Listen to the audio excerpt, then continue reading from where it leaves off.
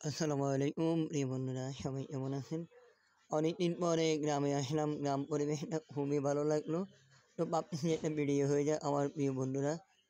তো আমার গ্রামটা অনেক সুন্দর এবং দীর্ঘদিন পরে এই গ্রামে আসা হলো। মাটিও গ্রাম আসলে, যে গ্রামের যে মাটি, আসলে গ্রামের মাটিটা না, গ্রামের মাটির একটা মায়া মমতা থাকি। আসলে দীর্ঘদিন পরে গ্রামে আসার পরে আসলে নিজের কাছে যে এত ভালো লাগছে, সেটা আসলে বলার মতো না। যে গ্রামের যে মানুষগুলো যাদের সাথে উঠা বসা করতাম একটা সময়, তাদের সাথে দেখা হয়ে গেল এবং তাদের সাথে কথা হয়ে গেলেন, এবং তারাও দেখি আমার সাথে অনেক দুষ্টামি, এবং দীর্ঘদিন পরে তাদের সাথে দেখা এবং ছোটো ভাই ব্রাদাররা। তো হাঁটতে হাঁটতে বাজারের উদ্দেশ্যে রওনা হলাম। আর বাজারটা খুবই অনেক পুরনো একটা বাজার, 90 দশকের আমাদের এই বাজারটা, মানসা বাজার। দীর্ঘদিন এই বাজারে আমাদের উঠা বসা, দীর্ঘদিন আমাদের বেড়ে ওঠা, এবং দীর্ঘদিন পরে যে মানুষগুলোর সাথে দেখা, যে মানুষগুলোর সাথে চলাফেরা করলাম, যাদের সাথে মানে দুষ্টামি।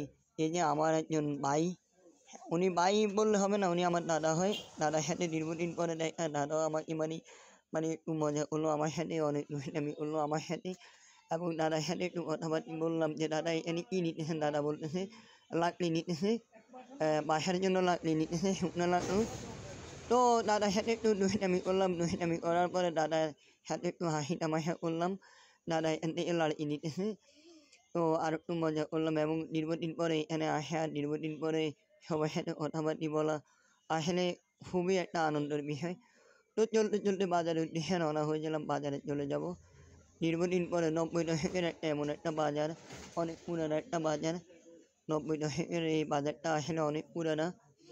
এই বাজারের স্মৃতি আমাদের মানে সাথে জড়িয়ে আছে। এই বাজারের মধ্যে অনেক কিছু। তো এই বাজারের উদ্দেশ্যে রওনা হলাম। খুবই অনেক পুরানো একটা বাজার। যারা এই বাজারটার নাম শুনছেন হয়তো বা তারা চিনতে পারবেন। এবং মানসা বাজার অনেক পুরানো একটা বাজার সাথে।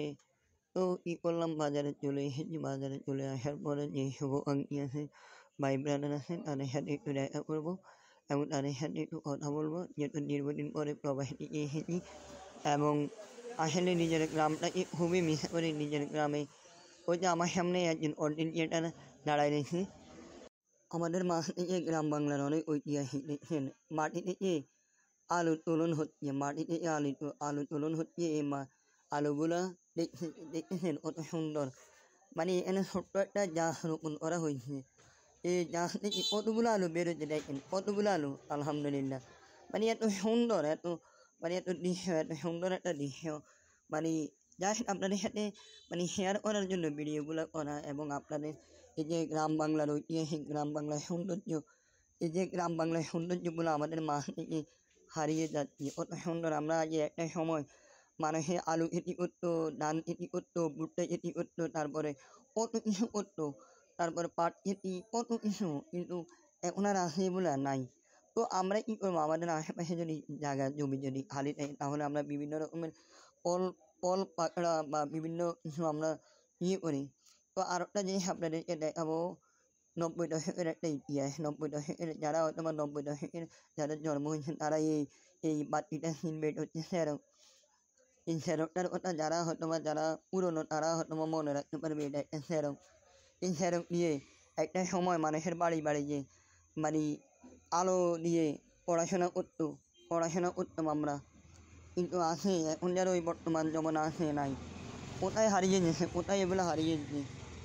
সেই দিনগুলোর কথা এখনও মনে হয়, এখনও মনে হচ্ছে সেই দিনগুলোর কথা, এখনও মনে হচ্ছে সেই ঐতিহাসিক দিনগুলোর কথা। আহা, কোথায় গেল সেই ইতিহাসগুলো হারিয়ে।